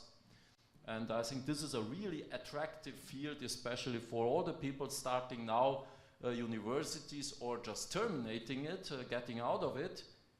They will know that they can just remain in their country, they can remain with their friends, with the same circle, and develop things on a really high level, on a higher level globally, really being the expert in a certain field. Yeah, of course. Thank you, Christian. I was telling at a lot of conference that there is no, I think there is no car built in Europe that doesn't has at least one part made in Romania. So what you are saying is that there is no car driving in Europe that doesn't has at least one line of codes written in Romania. So that will be an added value for the Romanian automotive industry and for the Romanian R&D that.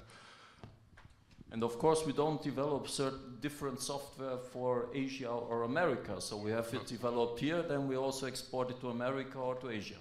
So you are wider than the components, wider distribution than the components. But coming back to the support for our industry, for the support for the development, Mr. Spătaru mentioned some state aid scheme from the Minister of Economy and some support from the Minister of Economy, but I'm sure Alex has more information about some other type of support from the Minister of Finance or direct from Invest Romania. Yes, indeed. So I was glad to find out about these details from the Minister of Economy, but actually the most successful measures that were addressed in the past 10 years to the automotive industry was the CapEx measure with the Ministry of Finance. It was mentioned, Government Decision 807, and just had a look this week on the balance and what was the share of the automotive support in the total projects in these measures. So the total value of the projects from 2014, when this measure started, until 2022, including last year as well, when it was also the highest value of the budget. It was close to 450 million euro only last year. The total value of the projects which were submitted by manufacturing companies in various industries reached a value of close to 5 billion. So that is from 2014 to 2022. And the total state aid contracted for the same period reached a value of 1.8 billion. So more than 210 projects contracted financing. Many of the companies here already contracted, you know them very, very well. And out of this 1.8 billion, more or less 1/3 of all these amounts, project value, state aid, went to the automotive industry, which is very, very positive, because the automotive industry, first of all, is the largest industry contributing to the Romanian GDP. So this measure had its budget completed, contracted 1 year in advance, so since last year, so this year not any budget available, but my understanding is that the Ministry of Finance, starting January next year, will replace this measure, will continue it with another name, with a similar format, with a similar budget, also for a CapEx project. So also starting next year, this type of measure, a similar measure, can be accessed. Also, this year, it's available for the automotive industry and for other industries The employment intensive measure, it has a budget of close to 150 million euro, and the conditions are just common sense. I also encourage you to use it. It's still money available until the end of the year, and the competition among beneficiaries is not as harsh as it was last year with the CAPEX measure. Okay, I think it was measured by Andrea from Price, also the fiscal code provisions. I don't want to repeat those ones. The Ministry of Economy will have these measures for electric vehicle batteries, so we are watching also this very closely, and we encourage you to use these state aid measures. And as a final point that I would like to outline, because okay, in the in the industry, the state aid measure is perceived as a support of the state, as a good point, improving the attractivity of the country. But unfortunately, the general perception in the general public, it's still that it's free money for the big companies, and this is a false myth. First of all, because a lot of this money is not free. Actually, all this money is not free.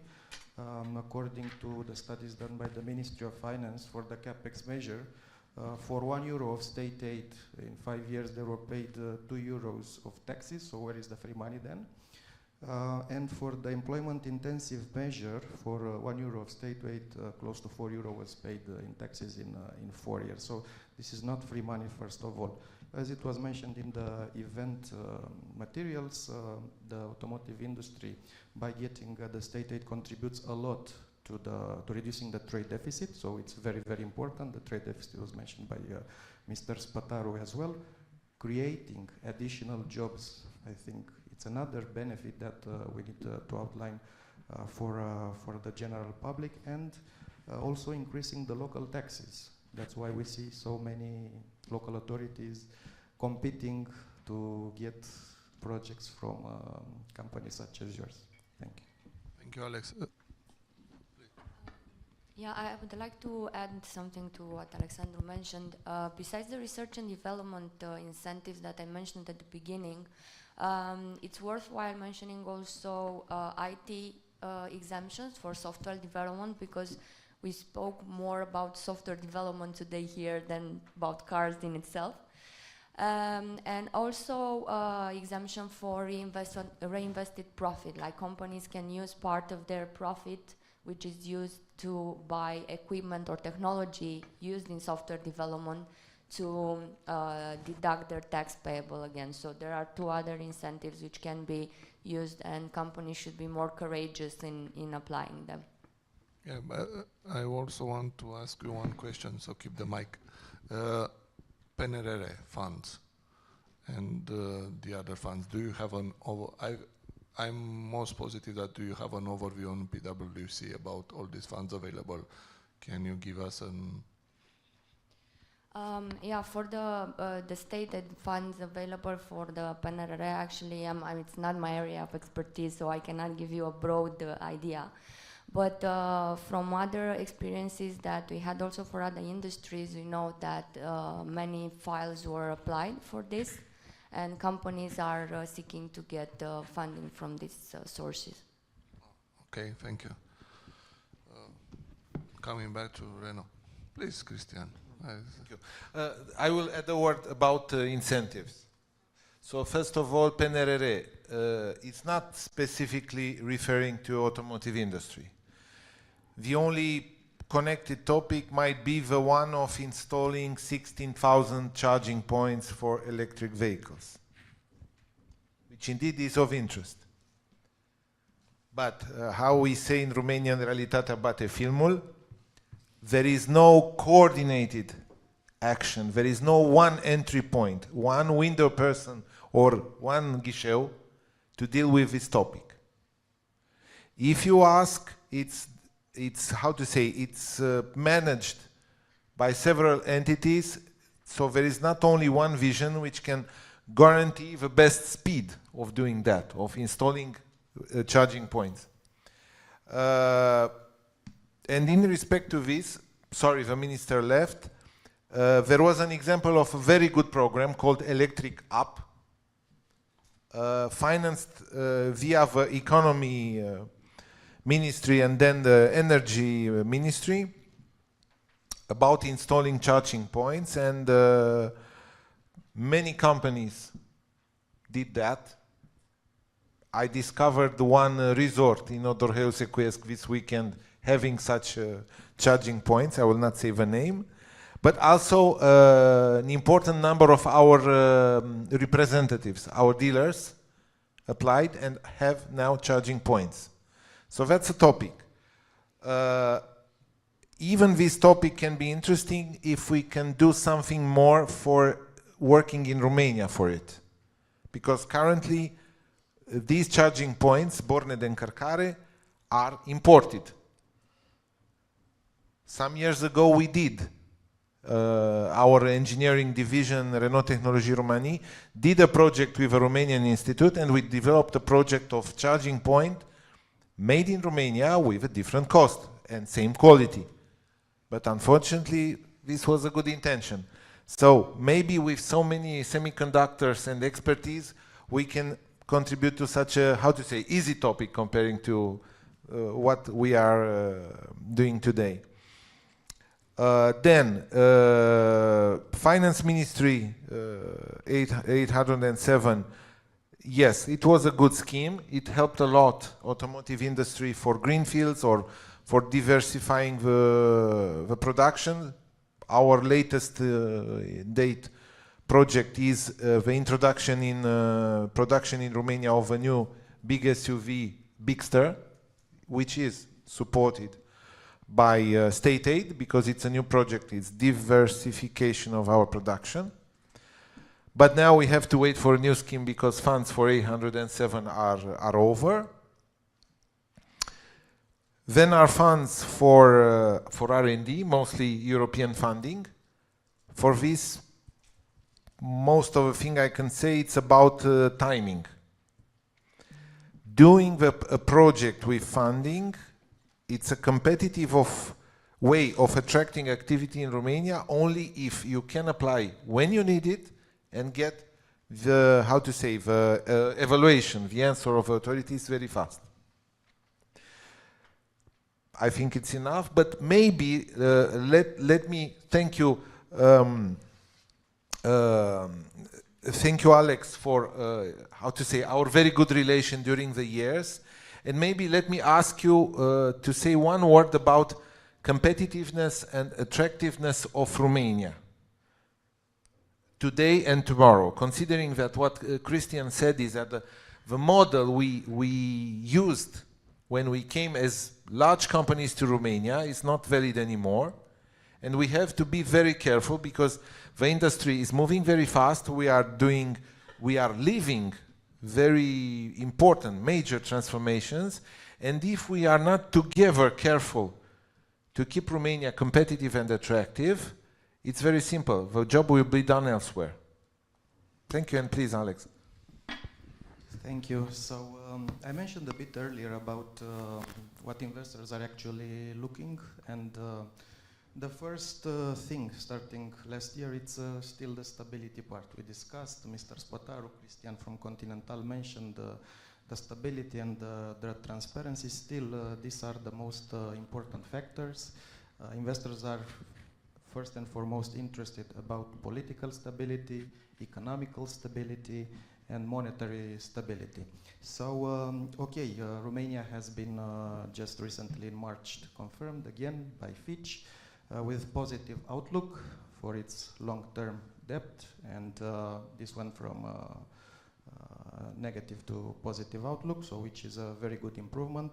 I mentioned a little bit earlier also about the good results in attracting foreign direct investment also in the first quarter, so close to 2.6 billion in the beginning. Regarding the which are Romania's competitive advantages, which is our proposal at this moment. Of course, labor force, qualified labor force, it's still one of the factors that investors that decide for the first time to come to Romania in the recent years, it's one of the reasons they are telling why they come here. Okay, first of all, to be in the European market, to have a product on which is written made in European Union, but also the labor force, qualified labor force available over here. Still, this is important. In many countries in CE, Czech Republic, Slovakia, Hungary, it's very, very difficult to find the available labor force. So we are also very well aware of this. Okay, we have the HR shortage in Romania as well, but we are not doing that bad. There was we are telling to investors, this is the reality. Okay, there are issues on the labor market, but also the government is offering the possibility to do this import of labor force. So we are also encouraging more and more companies. We started to see in industrial parks this type of housing facilities within the industrial parks for the factories working over there. So of course there is a lot of transportation infrastructure in the process of improving. We all know it's improving in baby steps, but once this highway from your factory in Pitești to Sibiu will be finalized, I think this is a huge competitive advantage for the entire automotive industry, for you as Dacia Renault, and also for Ford. This will hugely impact, and the entire southern part of Romania will become much more attractive for the industry. Also the development of highways to connect Târgu Mureș with Moldova, it's done, but also in very, very small steps. This will also improve in the next years the attractivity of that part of the country, because let's be honest, more than 50% of the investment in automotive is done in Transylvania for this very obvious reason. Thank you, Alex. Christian. Thanks, so just also mention the infrastructure. I think what we should also not forget is mainly Brașov, which is also currently somewhere an island and needs to be also connected to the export to the Western countries. Nevertheless, I wanted to come to also to the part of the incentives. I think here we need to look a little bit. You just mentioned we create, of course, labor force, we create jobs. So our company just last year about 1,500 new jobs in Romania. One problem is with this, of course, that we just with this we don't create in the first year of a big gross profit. It's always the same topic. We invest more than we just have a profit, and certain incentives are just only eligible if you have 2 years in a row a positive balance sheet, which is additional to the European criteria, which does not need this. And I think here we need to look very clear. For big growing companies here, this is not helping too much. And another topic, as big companies, we also realize that until we just put the balance sheet or everything is finished, and we had it at the Ministry of Finance, the term of just applying for certain incentives is already over. Because finally we have mainly the things finished in autumn, which from the last year, and then already 9 months is gone where we just wanted to apply for something but could not because the balance sheet was not finished. So I think here we should work together to understand how can we just do this easier. Yes, just very briefly to address these 2 points raised. I totally agree with both of the comments. So the positive balance sheet, of course, you are making huge capex investment. How can you be profitable? The criteria are not yet completed by the Ministry of Finance, and I think we need together to raise very strongly this issue with the Ministry of Finance. And previously, the measure, the capex intensive measure, government decision 807, was open throughout the year, not in a certain period, just like Christian from Dacia Renault was saying, that for investor, for the state aid support to be useful, it had to be available when you need it, not in September or in January. So 12 months availability, we also think it's is the best. But one of the major administrative obstacle in Ministry of Finance was the low threshold for 1 million. So getting so many projects throughout the year really blocks the ministry, and then you don't get an answer to sign the financing contract. So probably the best alternative would be to separate two measures, one for projects over 10 million and one for projects under 10 million. So that way probably it would work the best. Thank you, Alex. And we're approaching the end of the conference, so I think we also have some attendance here. If there are any questions, you can add. Our guests are eager to answer your questions. I'm sure. Not really, I'm sure. So we have our question.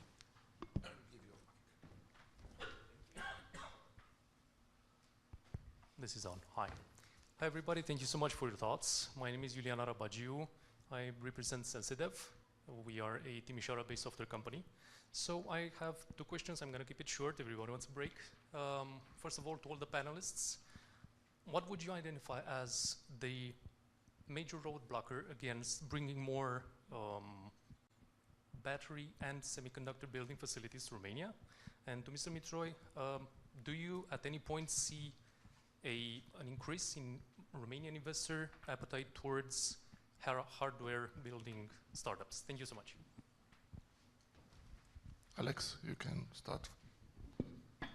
So for hardware building startups, I think the startup it's really not my area, but I think in big university centers there are a lot of hubs which are promoting the startup arena in Cluj, in Bucharest, and also just this month we had Texilvania, which is addressed to startups. So it's the largest regional event for the startup arena in Central and Eastern Europe. So being present over there probably would be very important. Regarding the part with how it would Romania would attract more investment in here in the battery side, if I understood correctly.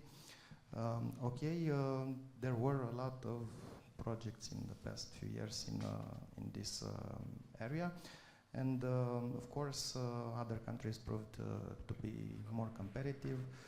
We were involved in some of them, not in all of this analysis, and for the future, probably like Mr. Spataru was saying, dedicated measure for the energy for the EV batteries, it's probably needed to be able to attract these companies. These are huge projects, over 1 billion euro, and of course, even if we're discussing about private corporation, at this size of investment, the state aid level is definitely making the difference. So this is, let's say, the differentiator. I would add also the discussion about the Drexelmeier factory in Timișoara. You know, that is an EV factory being built over there, and probably there will be some others. Thank you, Alex. For the first question, I will also add something. There is not only one road blocker. When you're having a decision to invest in one country, you should analyze also the neighboring countries, and you should go for your customer first in order to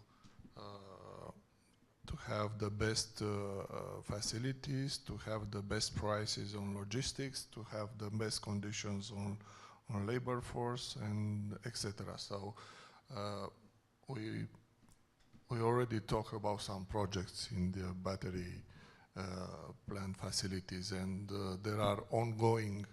The decision was not taken yet, so there will be a chance that Romania should be chosen, can be chosen for as one destination for this kind of investment. So there is a cumulative of factors.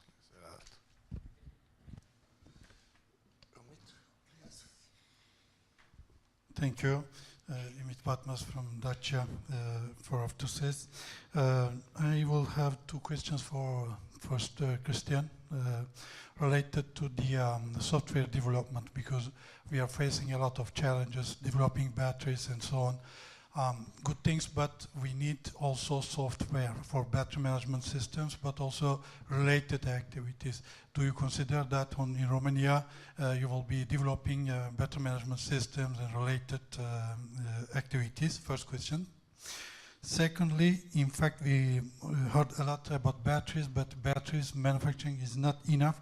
We have also huge challenge related to the battery recycling, because today automotive companies are investing not only for the development of the product, but also we are focusing our efforts for R&D in mining and refining and also recycling. This also is a huge activity that requires engineers. And for battery recycling, this is for Alexander, do we consider any investment incentives for the battery recycling facilities in Romania? Because there are huge demands coming from Europe, and today the actual capacity in Europe is not at all meeting the requirements of the battery recycling. When we say battery recycling, we are considering that we will get the 100% of the material to be used again for the cell manufacturing. Thank you. So maybe to answer the first question, unfortunately it's not anymore a question for Continental. We were just splitting about 2 years our part for powertrain, but they are developing in Romania also software and also control systems for these topics. So finally, yes, it's done in Romania. Second question, I guess. Just to add something, Christian, so NXP develops as well software for the BMS systems. So for example, S32K3 and S32SZ microprocessors of NXP are designed for electrifications, and we have currently an SDK available on the market, implementing all kind of measurements for the batteries, temperature, etc. So yeah.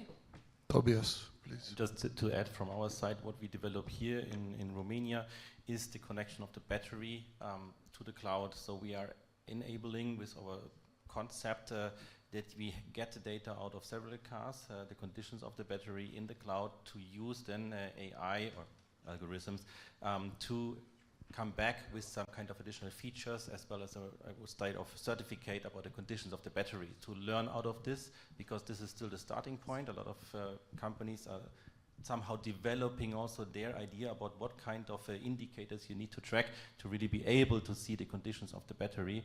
And this learning field is also part of our activities here in Romania, and I think also several companies are investigating in this.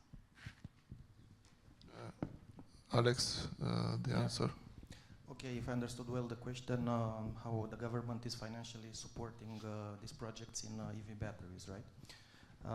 I will try to summarize what also has been mentioned earlier by Mr. Spataru. So, first of all, there is this new measure from Ministry of Economy targeting the EV batteries producers, which he mentioned the value, total value budget of 600 million euro of state aid for more projects. Of course, this is not enough.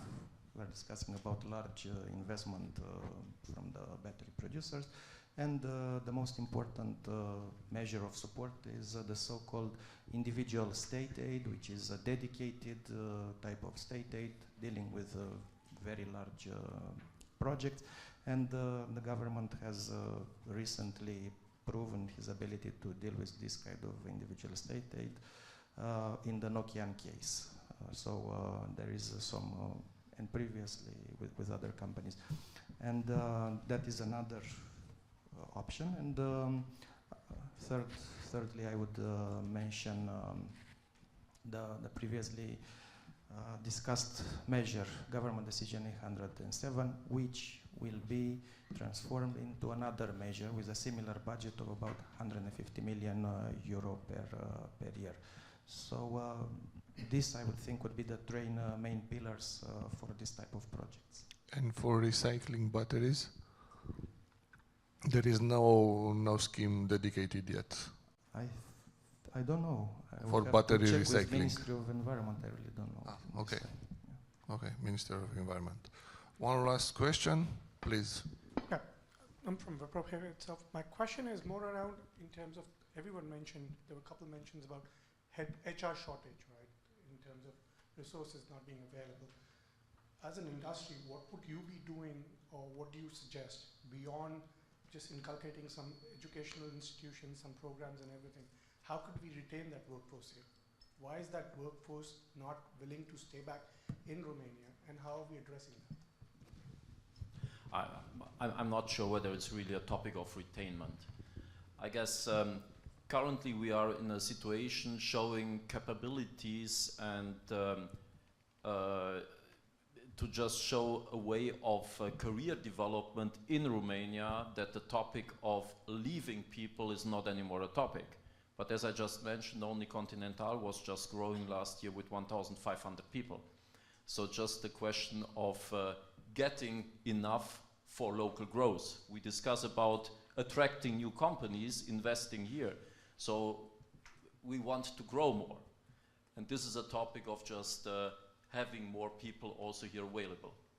And on the other hand, of course, as I just mentioned, the demographic topic, there should be enough workers and skilled people in Romania. So it's we have just 1/3 of the population just really having a job, officially paying taxes and social contributions. So there should be more active people. So and we need now to bring them also just as a society, just in the part of helping the state getting enough taxes.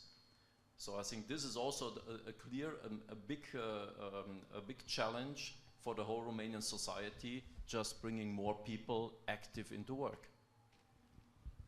Just to also add something, because it's the same for us. We have grown last year with about 1,000 people here in Romania. So it's, and I don't see that the people are still leaving. We have with the DWT, the German Economy Club in Cluj, together a program where we approach schools, high schools, and they usually had a trip for 2 weeks to other countries, basically Germany, and they come back and afterwards realize, okay, there is no need.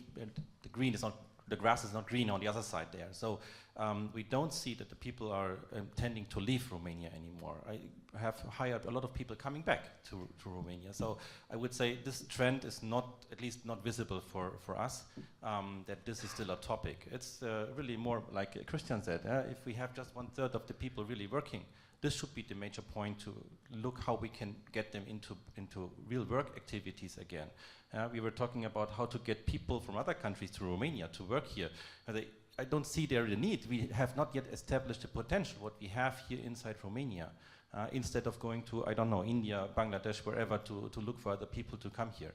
I think we should really look on how can we utilize and be more effective and efficient here inside Romania to really use the potential what we have here. Thank you, Tobias. Thank you, Christian. We can draw a conclusion to this R&D breakfast, because it's not breakfast anymore, it's noon, it's lunch already. So we heard a lot about R&D, we heard about software, we heard about incentives. We also noted something that could be useful in the future for us, Mirela. We can have a round table concerning R&D in automotive and universities. So we can invite universities and have a round table with them. And I think we have a good perspective about what means R&D into automotive and where we are and where we want to go and how we develop, and I think it's a good start. So thank you again for your participation, and I give the floor to Mirela for the final announcement. Thank you, Adrian, for moderating this event, and of course, thank you very much for our strategic partnership with Sakarom. I want to thank you to all our panelists, and just save the day for November 2nd. We'll organize the 6th edition of Automotive Forum and Awards, and until 22nd of September, you can nominate your company and projects for this awards gala. Thank you, everyone.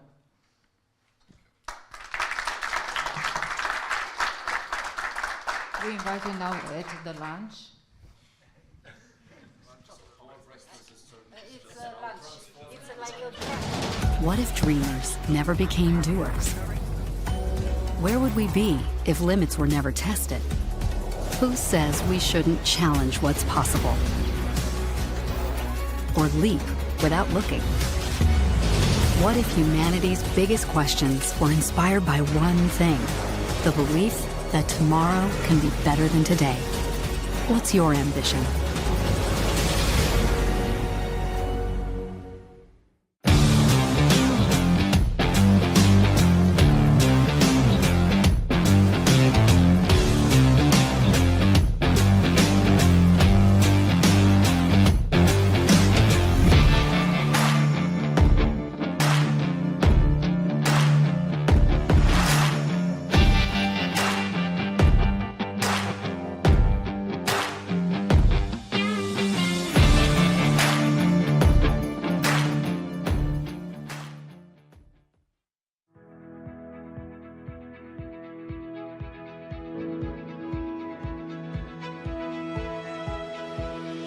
Sunny, special, and satisfying. Or as we like to call it, just another working day for Cosmin.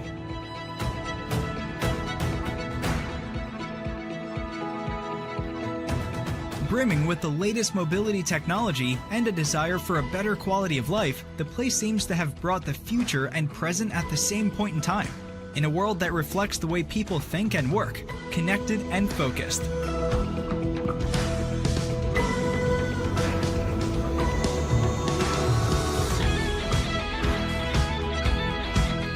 Developing solutions for the future of mobility is the main priority here, and as a software engineer, Cosmin is passionate about finding new options.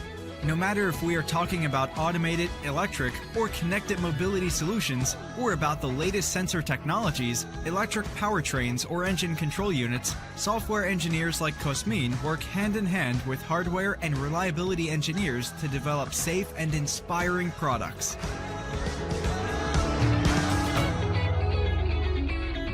The place where everything comes to life, not waiting for the future to come, but bringing it into the present, the Bosch way.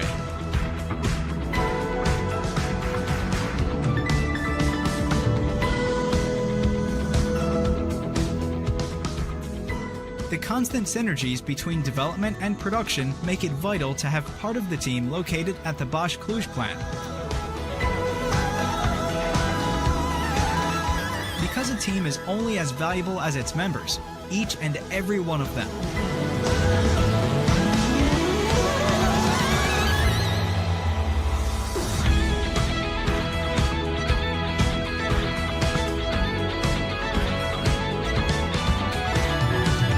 Satisfied with today's work, always prepared for what tomorrow brings.